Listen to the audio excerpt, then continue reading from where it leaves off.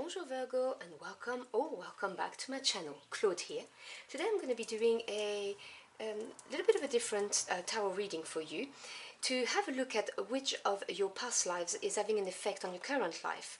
So I'm going to give you a small disclaimer. I'm going to be using the Uncover Your Past Lives Oracle, and this is a deck that doesn't shy away from difficult themes, okay? It can be pretty brutal, so if you know you are likely to get triggered, then by all means click off, okay, because I don't want to upset any people, obviously, and you know, I just want to give you some insights and understanding. But if you're up for it, let's see what we've got for you. So I hope you are all doing well. Now please do bear in mind those are general readings and they will not resonate with everybody. So you may want to check your moon, Venus and rising signs. Also, it may help you put the pieces back together by looking at your other signs. So what do we have for my Virgo Aquarians, please?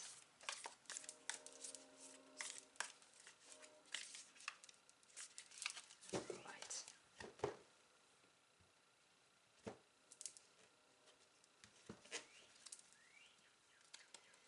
So we have Psychic, Warrior,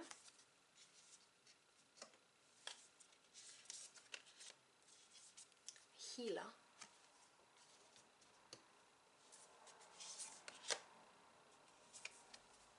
Childhood Trauma.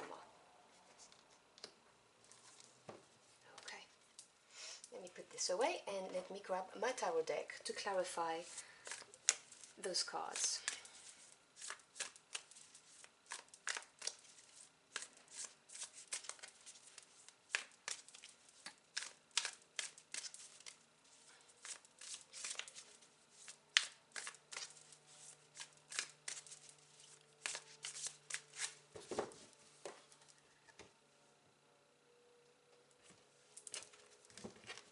Alright, so we have Major Arcana, the Lovers, supported by another Major Arcana, the Hierophant. We then have the Star, Major Arcana. You're dealing with big energies, this is important. And the Eight of Wands. The Emperor.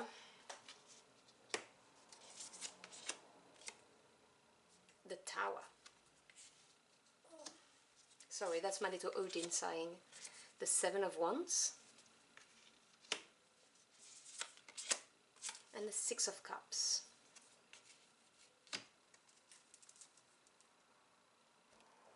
Okay, so in one of your past lives, but the one that's having an impact currently, you were some kind of a psychic.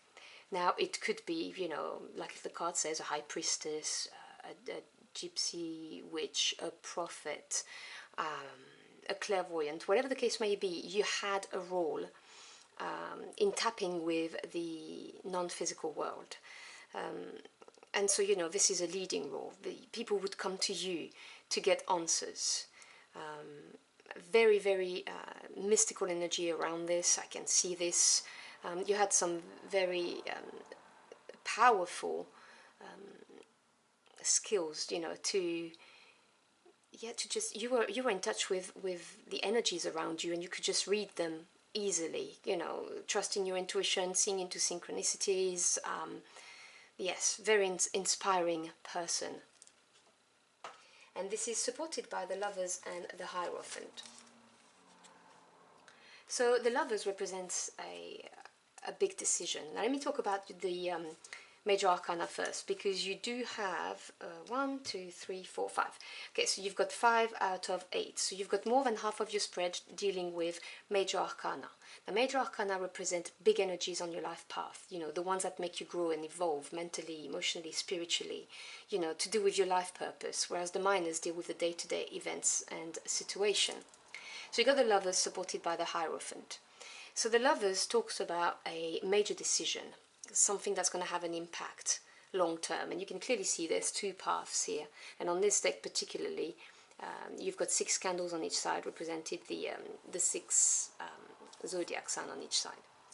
So you had to make a big decision in your life, and it was to do with the Hierophant energy, and the Hierophant is guidance, knowledge, someone who's looked up to, and this is who you became. You became this. It was a big decision, it was a big crossroad in your life, and you chose to become the guide, you know, the light for people. People would come to you for advice and counsel on all sorts of matters. And this was your life path, you know, this was what you were meant to do, is what I'm getting. The current energy is war. So warrior, there may be, you know, some trauma, you may have been deserted or deserted, but this is the energy around you, you know, currently in your life that's stemming from this. So you may be aware of it or not be aware of it, you know, maybe subconsciously if you're not consciously aware of it. But you may be at war with something. It can be something within yourself, because you are maybe not aware of your psychic abilities, or because you've not realized that this was a huge part of a past life. Maybe because in the environment you are currently, it's not something that people see seriously or take seriously, whatever the case may be. You know, you are in some kind of a conflict. It could also represent the fact that you are trying to pierce in this kind of field, you know, like a warrior would, but it's not happening. So take what resonates. But you have the star, another major arcana, and the star is, you know, hope, blessings, being divinely guided. This is the path that you are recommending to take. This is not the right energy for you. You need to tap back into this past life, the psychic energy, because this is what's on your life path. You see, as explained here with the lovers, the decision to become a guide and become a light, in this life you may have forgotten this, and that's why you're at war. Whether it is with your current situation, you're at war, you feel like you're fighting everything. Maybe you are at the moment experiencing some kind of trauma, or you're feeling lost. Whatever the case may be, something is out of place for you, and the cards are saying that, you know, you need to allow yourself to be guided, and things are going to move forward very fast for you if you do so. Because the 8 of Wands, 8 is advancement, and Wands is passion, power, fire energy, things moving fast, you know, like lining up very quickly, because you are on the right path, you're being guided by the star. And when you do accept that calling, things are just going to fall into place. You'd be surprised, you know, no more resistance, no more war, is what I'm hearing. And if you do take action, as described here, again, you have free will, okay, I never presume to tell you what to do with your life. In the near future, you could become a healer. Now, it doesn't have to be a doctor, you know, like someone who actually heals physical wounds, but it can be a herbalist, so you may be, you know, using alternative ways of healing people. The card also talks about faith healing, so, you know, giving spiritual advice, which clearly stems from this past life experience. But in a way, you're going to be someone who's going to be able to really, you know, have a very beautiful, positive impact on the people around you. I'm getting a lot of very soothing energies coming from the card. And you also being at peace with yourself, because right now you're not, I wouldn't say not on the right life path, because, you know, you choose where you go, but it's in conflict with one of your past lives that is showing up as being important for you right now. So you could turn out to be a beautiful, powerful healer, whether it's by, you know, physically mending people, or psychologically or emotionally. You know, I'm thinking Reiki energy. Yoga teachers can be healers. There are many ways that you can heal people. And this is supported by the Emperor and the Tower. So the Emperor is stability, solid ground. It's number 4, you know, strong foundation. And this is also someone who is a leader. It's fire energy, you know, bossing up, taking active steps for things to happen. And this is supported by the card of the Tower. And the Tower is just a sudden, abrupt change. Now, it's neither positive nor negative. It just tells you that this is something that's going to change your life very significantly. So the change could be brought to you by this Emperor. No genders attached. This is a general reading. So someone who represents the energy of the card.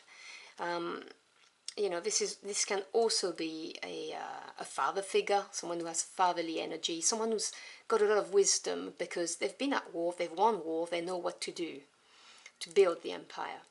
Alternatively, this is you taking on the characteristic of the emperor, bossing up and making things happen because you have a tower moment, something happens and you're like, okay, I'm done with this, this is the way I want to go. So either way you look at it, whether it's someone who does this for you or it's you, this is what is likely to happen if things continue the way they have.